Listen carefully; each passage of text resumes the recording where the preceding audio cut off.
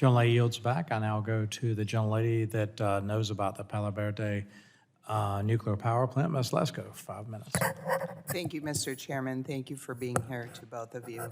Mr. Dorman, I was told probably about a year ago or so that the NRC sends out additional inspectors to nuclear plants in addition to the on-site inspectors that are already at the plants. I was told that some of these additional inspectors sometimes do what they believe is outdated inspections, maybe duplicative inspections, and that the thought was that maybe the extra cost of this additional inspector doesn't always outweigh the benefits. And so because of those concerns, I've introduced this one bill to try to come up with ideas or a report from the NRC. And my bill requires the NRC to produce 3 reports for this committee detailing how to improve regulatory oversight. The report 1 would discuss lessons learned from technologies used during the COVID crisis to see if they can be applied on a permanent basis, because I was told there was some that worked well. Report 2 would access specific elements of oversight and inspections that can be modified using technology-improved planning and continually updated risk-informed performance-based assessment. And Report 3 would review office and facility space requirements. Mr. Dorman, have you heard of any of the inspection concerns that I just talked about? I think not in those terms. We have our resident inspectors whose full-time duty station is at the nuclear power plant. And they are focused primarily on operations and maintenance issues in response to incidents that occur at the site.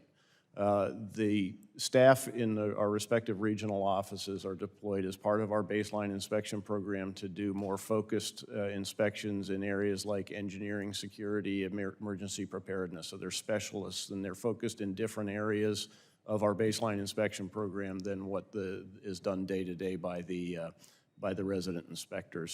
So that's what I'm hearing that you describe. I think we're always open to improvements in our inspection program. The process that we have in place now was established a little over 20 years ago, and it establishes a baseline inspection program combined with objective performance indicators that combined provide a minimum level of oversight to assure safety of the facility on an ongoing basis. And then there's a structured process if there's degradations in performance for escalation of additional inspection to ensure that causes are understood and fixed.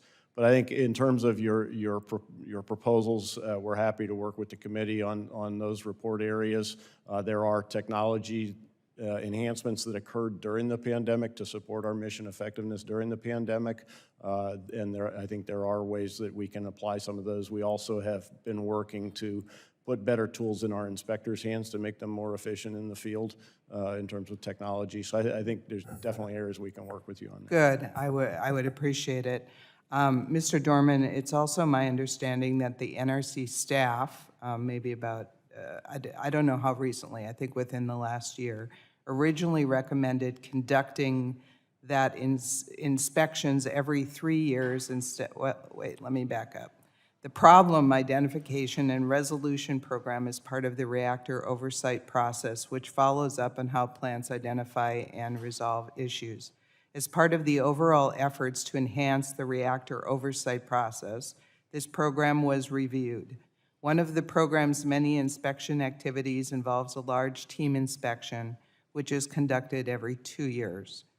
Mr. Dorman, it's my understanding that the NRC staff originally recommended conducting that inspection every 3 years instead of every 2 years, but that recommendation was withdrawn. Can you tell me more about this and why the recommendation was withdrawn?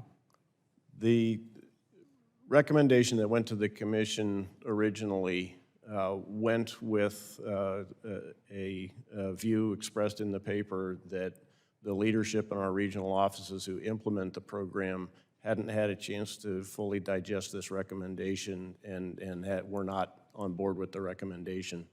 So the reason we withdrew the recommendation was to go back and further develop our look at the whole problem identification resolution component, which consists of that 2-year inspection into the licensee's program effectiveness, as well as individual samples of discrete actions that the licensee identifies and resolves over the course of time. And having done that review, the staff did not see a net benefit in the change, and went back to the commission and reported out that we did not intend to change that from 2 years. Thank you. Mr. Chair, I may submit more questions, because I have more questions with examples of, there's kind of an egregious example in 2017, how just changing 2 words of a corporate name was going to cost this nuclear plant, not the one that I'm familiar with, but a nuclear plant, like tons of money. And so I'll submit it to you so you know what I'm talking about. Okay. Thank you very much. Gentlelady will submit questions, and her time's up.